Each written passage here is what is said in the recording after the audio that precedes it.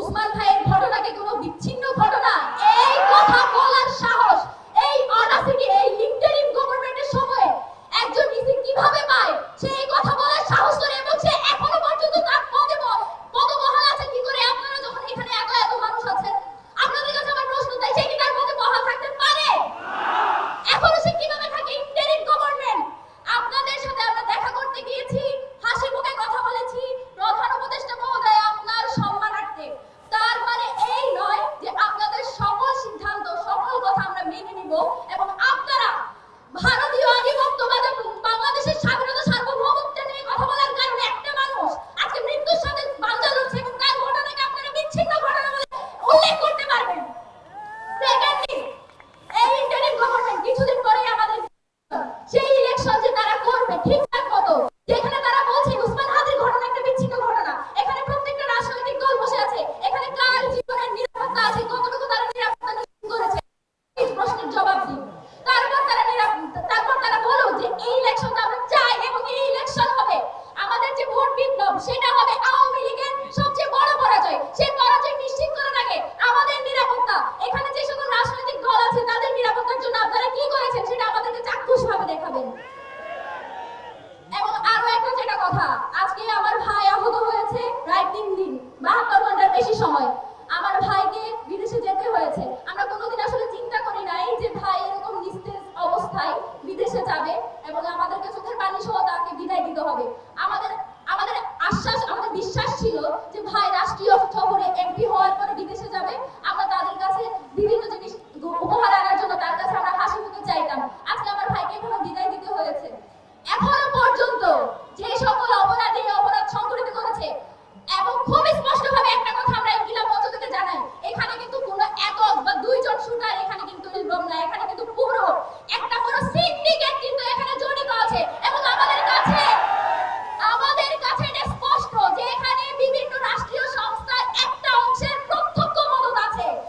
সেই মদত কারা দিয়েছে, কারা এখনো বিপ্লবী সরকার, যে বিপ্লবী সরকার ইন্টারিম সরকার, সেখানে বসে এখনো কারা হাসিনার কারবার স্টার্ট করে, সেটা আমাদের কাছে স্পষ্ট করতে হবে। আমরা শুধু একজন শুটার, তার বউ, তার শালিকা, তার প্রেমিকা, তাকে গ্রেফতার করেছে, এইসবে আমরা সন্তুষ্ট নই। আমরা পুরো সিন্ডিকেটকে জীবিত অবস্থায় গ্রেফতারকৃত এবং বিচারের আওতাধীন দেখতে চাই, সেটা আমার ভাই সুস্থ হয়ে ওঠার আগে। এবং আরো একটা কথা যেটা আপনাদেরকে বলতে চাই, বিভিন্ন সময়ে আমাদেরকে রাষ্ট্রের তরফ থেকে জানানো হয় যে আপনাদের নিরাপত্তা ঝুঁকি আছে, আপনারা সাবধানে থাকবেন। আমরা কি এখন দুর্নীতি করে গাড়ি কিনবো, বাড়ি কিনবো, তারপর হচ্ছে নিজেদেরকে ঘরের ভিতর বন্দি করে রেখে নিরাপদ থাকবো, নাকি আপনাদের দায়িত্ব আমাদের নিরাপত্তা নিশ্চিত করা? এই নিরাপত্তা নিশ্চিত করার দায়িত্ব যার, সে যখন বলে যে নিরাপদে থাকবেন, আমরা কার কাছে যাব? এই আইন উপদেষ্টা, এই স্বরাষ্ট্র উপদেষ্টা।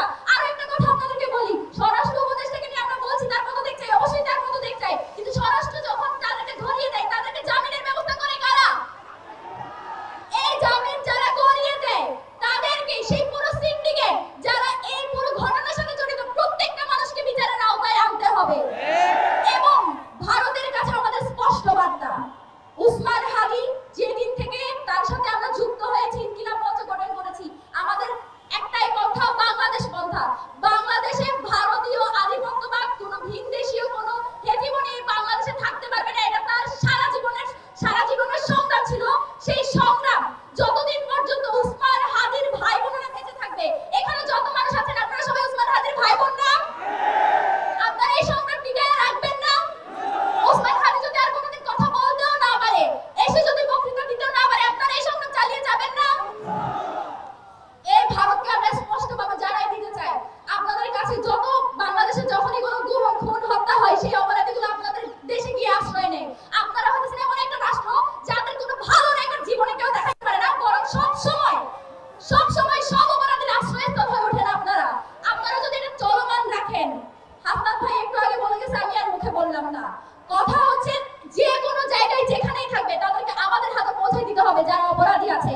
এই দেশের সাংবাদিক এবং গোয়েন্দা সংস্থা কে কোথায় কখন কার সাথে কি করে, এই সবকিছুর ফুটেজ তাদের কাছে থাকে। কে কখন কোথায় গিয়ে কার সাথে প্রেম করে, কে কোথায় কখন কার সাথে গিয়ে রাত কাটায়, সবকিছু তাদের কাছে থাকে। শুধু অপরাধী কি করে এটা তাদের কাছে থাকে না, এটা আমাদেরকে তারা বুঝায়। ভারতে যাওয়ার পর কেমনে বলতে পারো যে ভারতে আছে, বাংলাদেশে থাকতে কেন বলতে পারো না? তার মানে কি সবকিছু তোমাদের ইন্ধনেই হইতেছে, এটা আমরা বুঝে নিব?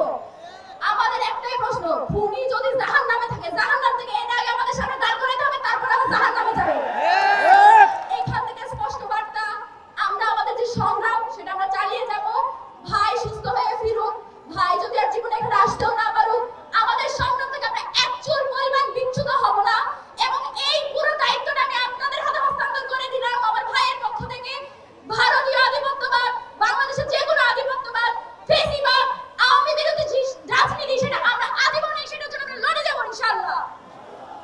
প্রিয় সংগ্রামী বন্ধুগণ, এই মুহূর্তে বক্তব্য রাখার জন্য অনুরোধ করছি রাওয়া